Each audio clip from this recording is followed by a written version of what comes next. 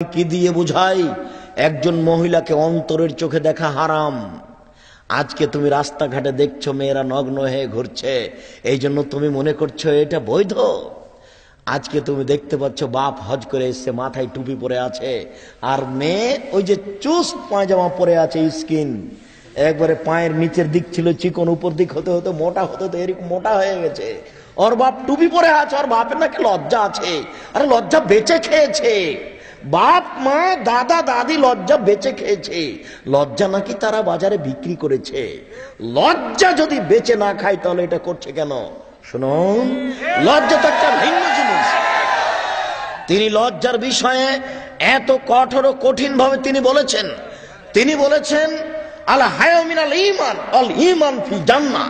লজ্জাই হচ্ছে ঈমান, ঈমানই হচ্ছে জান্নাত। লজ্জাই হচ্ছে ঈমান, ঈমানই হচ্ছে জান্নাত। লজ্জাই হচ্ছে ঈমান, ঈমানই হচ্ছে জান্নাত। তিনি বলেছেন আল হায়া ওয়াল ঈমান কারনাউ জামিয়া। লজ্জা এবং ঈমান একসাথে জমা ধরে আছে। লজ্জা এবং ঈমান একসাথে জমা ধরে আছে। এই যা রফিয়া আহাদুমা রফিয়াল আখারো, একটা উঠে গেলে আরেকটা চলে যায়। লজ্জা চলে গেলে ঈমান চলে যায়, লজ্জা চলে গেলে ঈমান চলে যায়। তাই তো আব্দুল্লাহ ইবনে মাসউদ রাদিয়াল্লাহু তাআলা আনহু বলেন, রাসূল সাল্লাল্লাহু আলাইহি ওয়াসাল্লাম বলেছেন, ইন্না মিম্মা আদরাকা নাস মিন কালামে নবুওয়াতিল উলা। মানুষ সকল নবীর পক্ষ থেকে একটি বাক্য পেয়েছে। সকল নবী একটি বাক্য বলতেন। আদম আলাইহিস সালাম ওই বাক্যটি বলেছেন, ইব্রাহিম আলাইহিস সালাম ওই বাক্যটি বলেছেন, মুসা আলাইহিস সালাম, ঈসা আলাইহিস সালাম ওই বাক্যটি বলেছেন, আমাদের নবী ওই বাক্যটি বলেছেন। সেটি হচ্ছে এই জালাম তাস্তাহি ফাসলামা শেতা। যখন তুমি লজ্জা করবে না তখন তুমি সবকিছু করতে পারো। লজ্জা নেই কাজে তুমি সবকিছু করতে পারো। দাড়ি চাঁচে কেন? লজ্জা নেই এজন্য। দাড়ি ছোট করে কেন? লজ্জা নেই এজন্য। টাকনুর নিচে প্যান্ট কেন? লজ্জা নেই এজন্য। সুদ খায় কেন? লজ্জা নেই এজন্য। ঘুষ দেয় কেন? লজ্জা নেই এজন্য।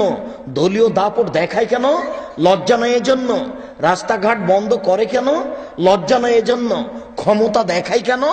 লজ্জা নেই এজন্য। ঘুষ দেয় কেন? লজ্জা নেই এজন্য। প্রতারণা দেয় কেন? লজ্জা নেই এজন্য। মেয়েটা মাথায় কাপড় দেয় না কেন?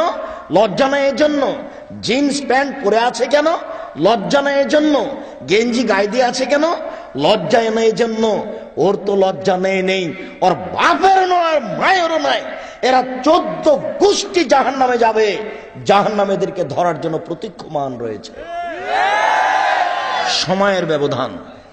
তিনি বলেছেন ইন্না জাহান্নামা লাবিল মিরসাদ। জাহান্নাম প্রতীক্ষমান রয়েছে এরকম মানুষকে ধরার জন্য। সম্মানিত উপস্থিতি, লজ্জা একটা ইসলামের দামি জিনিস। এই যুবক শোনো, তোমার বাপ মাকে একটু শুনিয়ে দিতে পারো www জুমার খুতবা আব্দুর রাজ্জাক বিন ইউসুফ লজ্জা, একটু লিখে টান দিয়ে দেখাও তো। 60 মিনিটের 50 মিনিটের একটা বক্তব্য আছে শুধু লজ্জা, যেটার অতীব জরুরি। তোমার পিতা মাতাকে, তোমার বোনকে শোনাও, দেখো আল্লাহ তো দাওয়াত দিতে বলেছেন, আল্লাহর নবী দাওয়াত দিতে বলেছেন, আমরাও দাওয়াত দিতে এসেছি যদি এই দিক দিয়ে আল্লাহ কোনো পরিবর্তন করেন। তিনি তো সর্বশক্তিমান।